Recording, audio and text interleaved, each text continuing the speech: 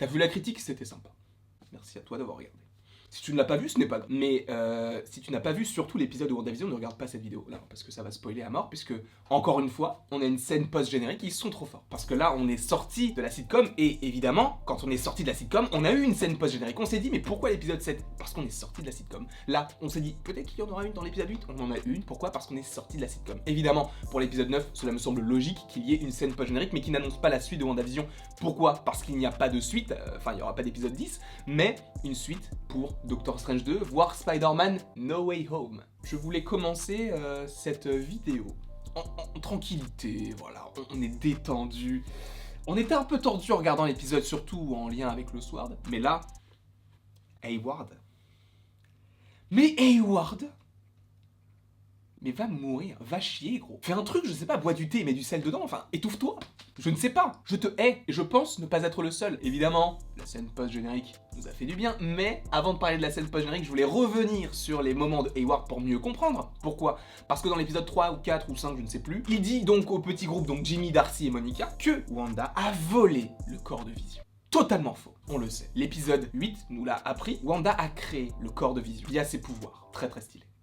Très stylé. Mais le corps est resté au Sword. C'est pas comme si elle avait ramené le corps. Et ça, on pouvait se l'imaginer. Et encore une fois, je l'ai dit dans la critique, mais c'est vrai qu'on pouvait se le dire. Pourquoi? Parce que on n'a pas vu la scène où elle emporte le corps. On n'a pas vu ce genre de scène où tu sais, où elle regarde genre la caméra de sécurité, elle l'éteint.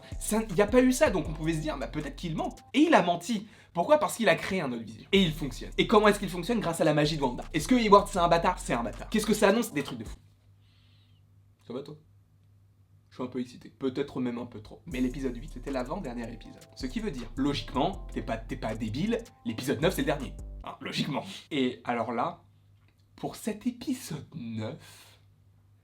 Mais cet épisode 9, Monica Rambeau qui a des pouvoirs, donc qui devient photon. Quicksilver, qui n'est pas un vrai Quicksilver, qui est inventé par Agatha. Agatha, la connaît, cette sorcière trop puissante. Wanda, je ne la présente même plus. C'est quoi, ne l'appelons même plus Wanda? C'est Scarlet Witch. Scarlet. Donc ça fait déjà pas mal de persos. Tu rajoutes à ça Vision, tu rajoutes à ça, moi je pense qu'il sera là, Doctor Strange, puisque encore une fois tu as cette évocation des sorciers, etc. Et là, il y a un autre Vision. Et ça, mais alors ça c'est le projet Cataract, mon gars. C'est pour ça que Hayward voulait récupérer Vision. Entre guillemets. On se disait, mais pourquoi est-ce qu'il veut récupérer Vision alors que c'est pas le vrai Vision? Dans le sens où même Hayward le sait. Wanda n'a pas volé le corps de Vision au Sword. Donc pourquoi est-ce que Hayward veut faire ça? Pourquoi il veut récupérer Vision?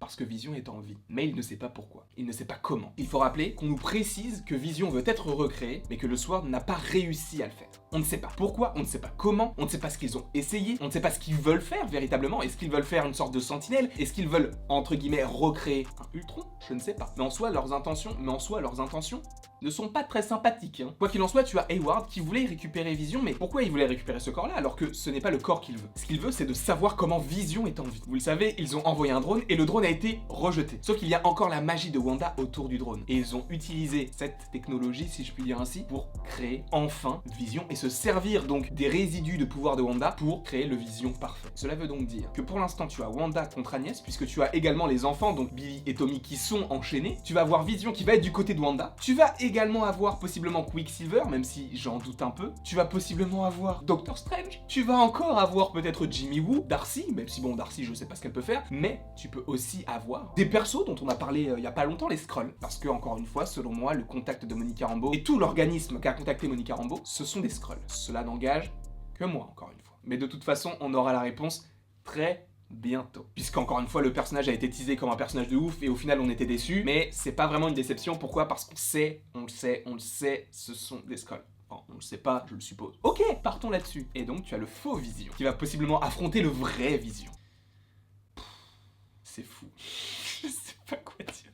Ça va être incroyable parce que je sais, on le sait, nous le savons. Si Vision devait encore rester au sein du Marvel Cinematic Universe, ça devait être en tant que Vision méchant. Et d'ailleurs, le Vision maléfique, on en a parlé il y a 4 mois, je crois. Donc avant WandaVision. Est-ce qu'on est un devin? Non, pas du tout, parce que c'est pas vraiment la même chose. Mais on en a parlé quand même. Mais donc là, l'évolution logique de Vision, c'est qu'il soit maléfique parce qu'il a toujours été gentil. Le problème, c'est qu'on l'a maintenant. On sait que le Vision maléfique, donc le Vision du soir, va être dans la bulle de Wanda dès l'épisode 9. Le problème, c'est que si c'était l'évolution ultime de Vision pour avoir encore un avenir dans le MCU, si on l'a maintenant, ça veut dire que Vision ne sera plus là après WandaVision. Et ça me rend triste parce que j'aime bien le personnage, j'ai beaucoup apprécié le personnage dans WandaVision, que j'ai trouvé beaucoup plus intéressant que dans tous les films qu'il a fait, sauf Avengers l'Ère d'Ultron parce que là il était incroyable. Mais Vision, je ne le vois pas survivre. Parce que si en plus il affronte entre guillemets sa Némésis, donc son ennemi juré entre guillemets, enfin son double, mais méchant, je ne vois pas comment est-ce qu'il va survivre. Je pense qu'il ne va pas survivre, oui, mais surtout je me dis, mais encore une fois, en fait j'allais dire un truc, mais je me suis dit, mais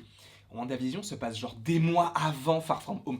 Comment personne ne peut évoquer cet univers de Wanda à Westview dans Far From Home? On sait que Doctor Strange n'est pas là. Est-ce qu'il est là-bas? Sûrement. Mais qu'est-ce qu'il fait depuis tout ce temps? Parce que là, entre WandaVision et Far From Home, tu as quand même plusieurs mois. Donc, je ne sais pas ce qui va se passer. Et là, tu vas avoir évidemment un affrontement entre les deux visions, ça semble logique. Donc là, ça va être un combat à 3 camps. Tu vas avoir Agnès et Quicksilver, avec possiblement un autre méchant, je ne sais pas. Contre Vision, Wanda et Monica. Contre Vision du Sword. Connaissant un petit peu le Sword, en tout cas de ce qu'on a vu dans WandaVision, j'ai pas l'impression que ce Vision sera si maléfique que ça, enfin si dur à battre, parce que c'est le Sword, tu vois. C'est pas comme si ce Vision avait été créé, je ne sais pas, par Thanos ou par une entité maléfique. Là, c'est le Sword qui l'a créé. Et tu sais que même le Shield, ils sont pas forts, enfin, ils sont stylés, ok, mais ils n'ont pas la puissance de frappe pour faire peur à qui que ce soit.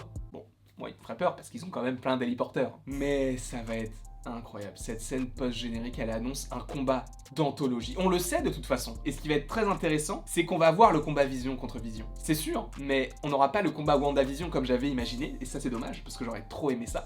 Mais à mon avis, Vision ne va pas survivre. Il ne va pas survivre puisque sa Némésis est déjà là. C'était la dernière forme que j'imaginais pour le personnage, donc par rapport à ce que j'imagine et par rapport à mes théories, pour moi, il ne devrait plus survivre en fait. On ne le reverra plus jamais parce que ça n'a plus aucun sens de le revoir. Qu'est-ce qu'il pourrait apporter d'autre par rapport à Wanda, si ce n'est de mourir et donc de faire péter encore plus un câble à Wanda. Déjà quand il est mort 2 fois, elle était triste donc elle a créé sa bulle sans vraiment le vouloir, même si elle le voulait profondément. C'est un peu paradoxal, mais t'as compris. Mais alors là, s'il meurt une 3e fois, mais là tu peux comprendre qu'il y a un Doctor Strange 2 et un Spider-Man 3 liés au multivers. Là c'est tout à fait logique, hein. Je suis très content de pouvoir vivre ça aujourd'hui avec vous.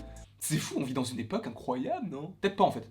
Peut-être que toi t'aimes pas du tout, et peut-être que t'aimes même pas mes vidéos. Qu'est-ce que tu fous là, cousin? Qu'est-ce que tu fous là? En tout cas, si tu n'aimes pas, si tu aimes, n'hésite pas à aimer, à partager, à commenter et à t'abonner. Cela me ferait extrêmement plaisir. Quoi qu'il en soit, voilà tout ce que j'avais à dire sur la scène post-générique. Beaucoup de choses pour quelques secondes qui sont trop stylées. Est-ce que vous aussi ça vous le fait? Quand vous voyez ce genre de scène, si vous savez qu'elle est avant le générique, c'est une scène stylée, mais sans plus, tu vois. Enfin, elle est stylée, elle est très cool. Hein. Mais le fait que ce soit après le générique, ça rapporte un truc parce que tu te dis, ils veulent te montrer un truc en plus. Est-ce que vous êtes dans la même optique que moi du style? Si cette scène avait vraiment été dans l'épisode en soi avant le générique, elle aurait été stylée, mais on n'en aurait pas forcément énormément parlé. Évidemment qu'on en aurait énormément parlé, mais peut-être un peu moins que ce que je fais aujourd'hui. Là, le fait que ce soit en scène post-générique, juste le fait que ce soit après le générique, ça rapporte une plus-value à la scène qui est incroyable. Et pourtant, c'est la même scène, tu vois. Moi, ça me le fait et je me dis, genre, mais si cette scène avait été dans le film, bah, ça aurait fait partie du film et voilà, point barre.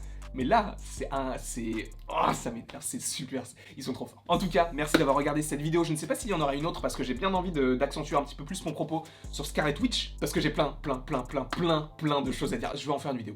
C'est acté, je vais en faire une vidéo. En tout cas, merci d'avoir regardé cette vidéo. N'hésitez pas à l'aimer, à la partager, à la commenter et à vous abonner. Cela me ferait extrêmement plaisir. Et après tout, selon Laïus, il ne me reste plus qu'à vous dire à la prochaine pour la prochaine.